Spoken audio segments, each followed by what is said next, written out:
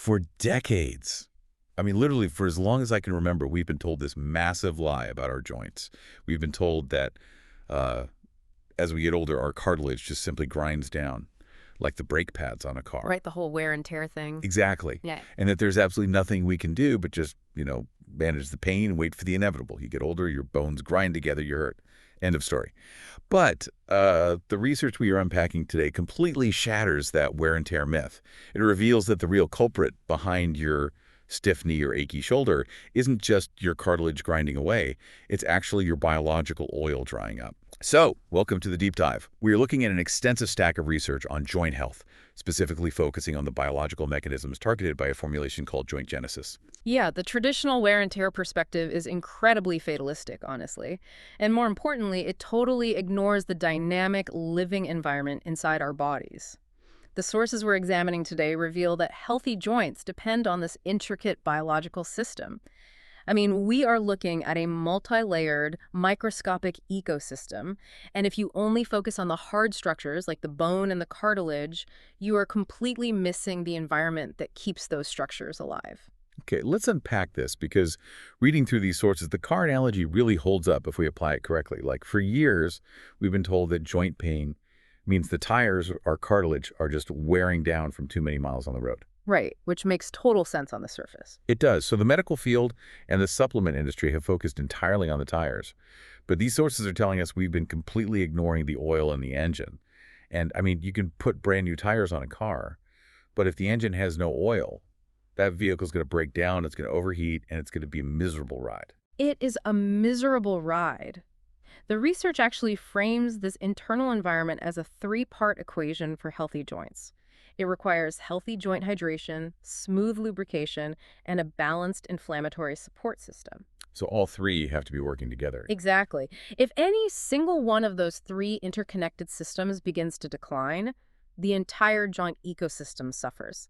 And that is exactly when you start to notice the morning stiffness or that movement gradually becomes, less fluid. So we really have to talk about that biological oil first, Right. because you can't talk about fixing a complex machine until you understand the environment you're actually trying to repair. Inside every single movable joint in your body, so your knees, your elbows, your knuckles, there is a sealed capsule filled with something called synovial fluid. Right, a literal fluid-filled capsule. Yeah, and it has some seriously vital jobs. It cushions the bones, it reduces friction, and it literally keeps the joint tissue alive. That last part is so crucial. Cartilage is quite unique in the human body because it's avascular, meaning it does not have its own blood supply. Wow, really? I didn't know that. Yeah, it relies entirely on the synovial fluid to bathe it in nutrients and carry away cellular waste. So every time you take a step, the physical compression of your cartilage basically squeezes waste products out into the synovial fluid. And then when you take the weight off, the cartilage acts like a sponge, expanding and sucking in fresh nutrients from that exact same fluid. And the molecule that makes that fluid thick and slippery, like the real heavy lifter in this whole process, is hyaluronan or hyaluronic acid. But the text highlights this major design flaw in our biology. As we age, our natural hyaluronan levels just plummet. The fluid literally loses its thickness.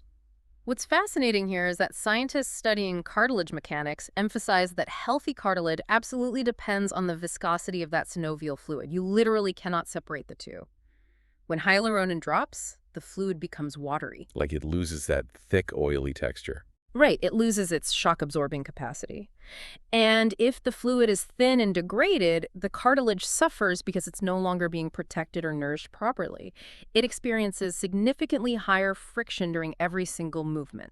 Wait, so if synovial fluid is this important, why do traditional joint supplements just aggressively push cartilage builders like glucosamine or chondroitin? I mean, you see those ingredients literally everywhere. Yeah. Are they missing the forest for the trees by ignoring the whole synovial environment? Like, are they just trying to treat the symptom while ignoring the root cause?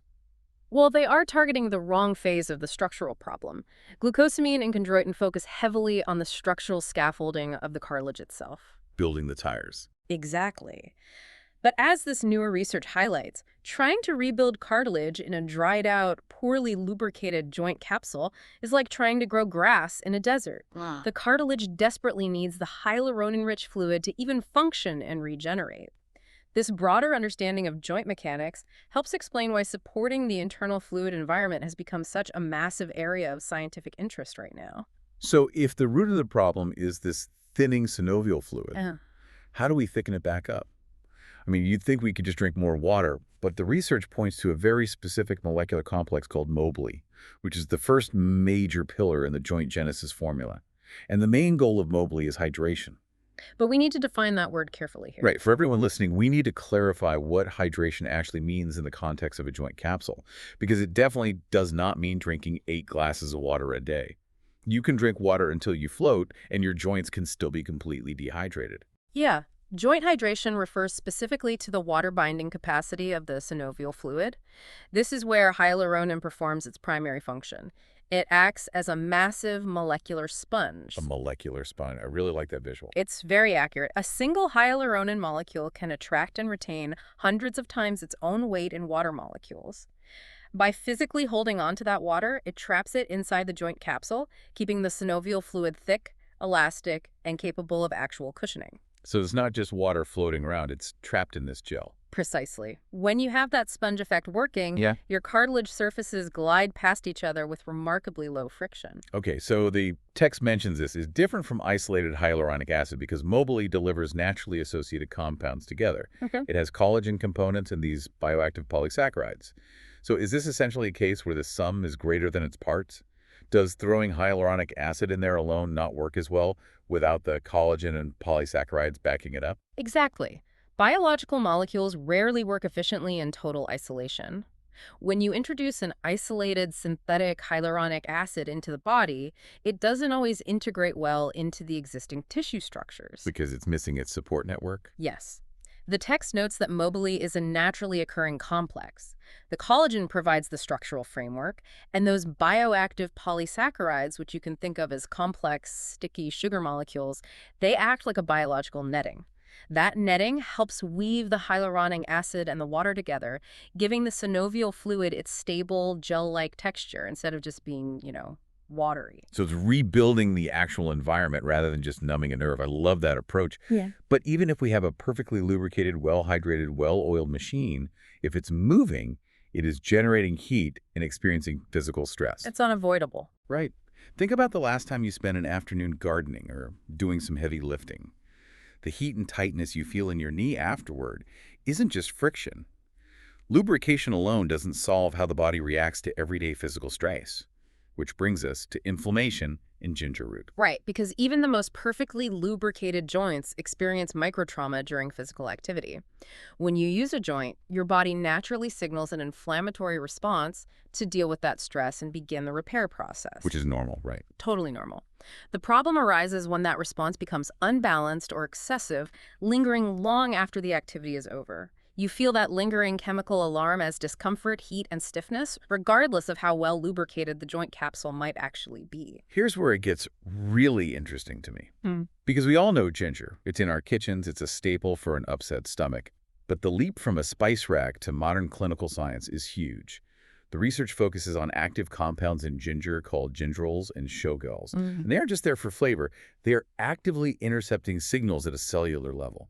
Yeah, if we connect this to the bigger picture, gingerols and shogals operate by influencing inflammatory signaling molecules and reducing oxidative stress.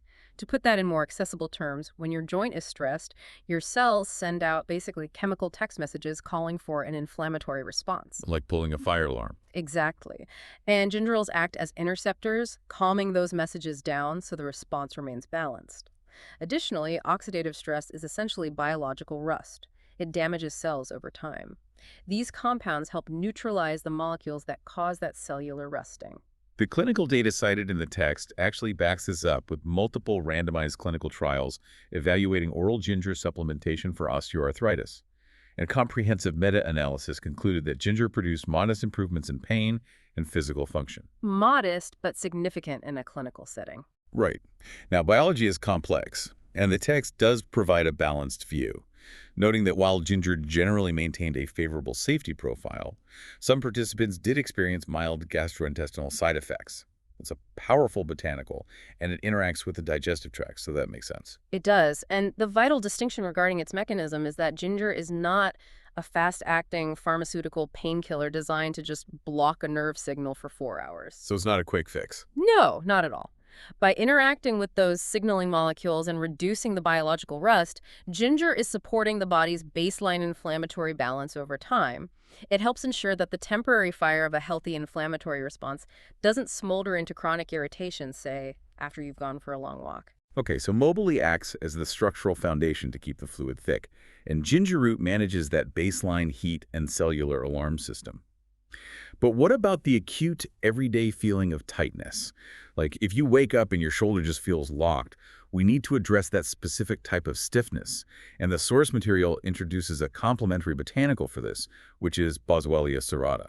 Boswellia serrata is an herbal extract derived from the resin of the Boswellia tree, and honestly, it is one of the most rigorously studied botanicals in joint wellness.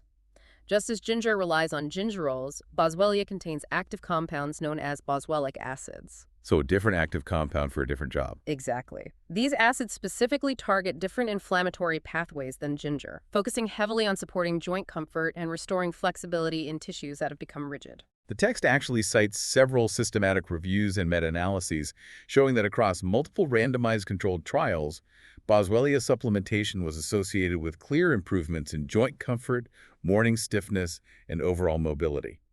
But there is a massive caveat in the research that everyone listening needs to understand.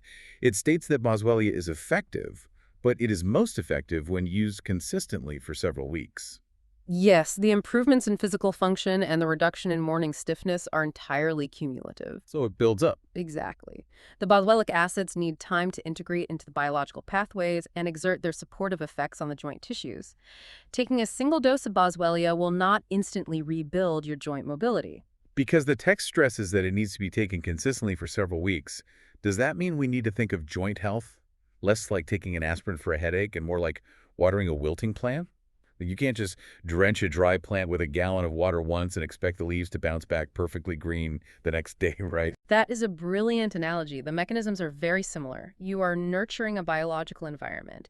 It requires steady, consistent support to restore the internal moisture and dial back the cellular alarms. And importantly, the clinical research notes that Boswellia's role directly complements the hydration support provided by Mobilee. They are addressing different vulnerabilities in the exact same joint ecosystem. This perfectly brings us to the overarching philosophy of the joint genesis formulation. We now have 3 distinct ingredients doing 3 very different jobs. Mobilee provides the hyaluronan for the water-binding hydration and lubrication. Ginger root tackles the baseline cellular alarm signals, and Boswellia serrata dials in on the tissue comfort and morning flexibility. The text's explicit thesis is that hydration alone does not fully support comfort, and inflammatory balance alone does not restore lubrication.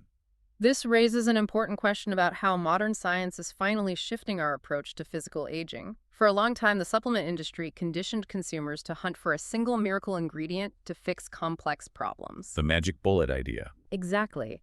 But human biology fundamentally rejects that approach. Joint movement depends on several biological systems functioning simultaneously. The modern scientific consensus, as reflected here, requires a comprehensive multi-pathway strategy. Joint support is exponentially more effective when the structural fluid and the inflammatory pathways receive attention at the exact same time. So what does this all mean? It's exactly like building a house. Mobilee is pouring the concrete foundation by providing the structural fluid. Ginger is installing the insulation to keep the internal temperature from overheating, and Boswellia is lubricating the door hinges so you can actually move through the house comfortably. That sums it up perfectly. And the target audience for this multi-pathway approach is adults who want to maintain their healthy mobility and active lifestyles as they age, rather than just resigning themselves to feeling stiff. It is a comprehensive strategy designed to restore the internal environment, helping to maintain the cushioning, the lubrication, and the tissue flexibility that literally dictate how smoothly you can move through your day. This whole approach isn't about covering up symptoms, but fundamentally supporting the internal joint environment. So for you listening, if you want to stay active as you age, understanding the why and the how behind your joint mechanics is incredibly empowering. It shifts you away from that hopeless idea that your bones are just inevitably grinding down and puts you in control of supporting the biological fluid that keeps everything gliding. It's about being proactive instead of reactive. Exactly. Now, we do need to explicitly mention the required medical disclaimer from the research text. Like any dietary supplement, individual biology varies, and results will differ from person to person. This information is not intended to diagnose, treat, cure, or prevent any disease.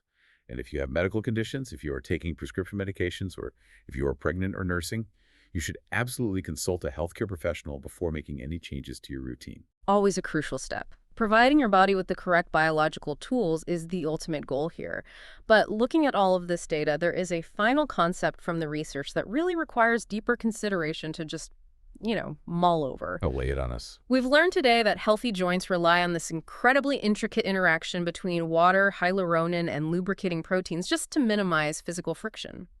It makes you wonder if our joint mobility is so deeply tied to this internal microscopic hydration rather than just the structural state of our bones. How many other aspects of our physical aging are really just a slow loss of internal lubrication that we've completely overlooked? Oh, wow.